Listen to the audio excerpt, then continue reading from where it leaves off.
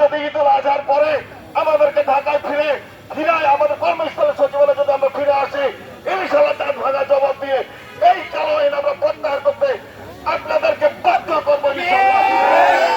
প্রত্যাহার করতে গিয়ে যদি শরীরের রক্ত ঝরাতে ঝুঁকতে হবে, ঝরাবো ইনশাআল্লাহ।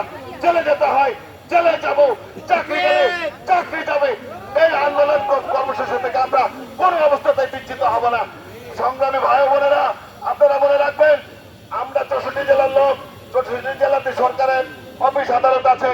আপনারা যে যার আঙ্গিকে আত্মীয় স্বজন সরকারি কর্মরত আছে, সবার কাছে আপনাদের মেসেজ পৌঁছে দেবেন। ঈদের পরে দুর্বার আন্দোলন করে আমরা এই কালো আইনকে বাতিল করব। বাতিল না হওয়া পর্যন্ত আমরা ঘরে ফিরে যাব না ইনশাআল্লাহ।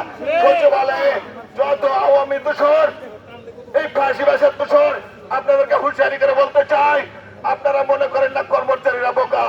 আমরা কিন্তু, আপনি হয়তো বিশেষ পাস করে আসছেন, আমরা হয়তো অনার্স পাস করে আমরা এই চাকরি করতেছি। তবে আপনাদেরকে বলে চাই, আপনাদের কাছে যে আমাদের আশা প্রত্যাশা ছিল সেটা আর হলো না। অতএব আপনারা চাচ্ছেন আপনাদের সাথে সংঘর্ষ।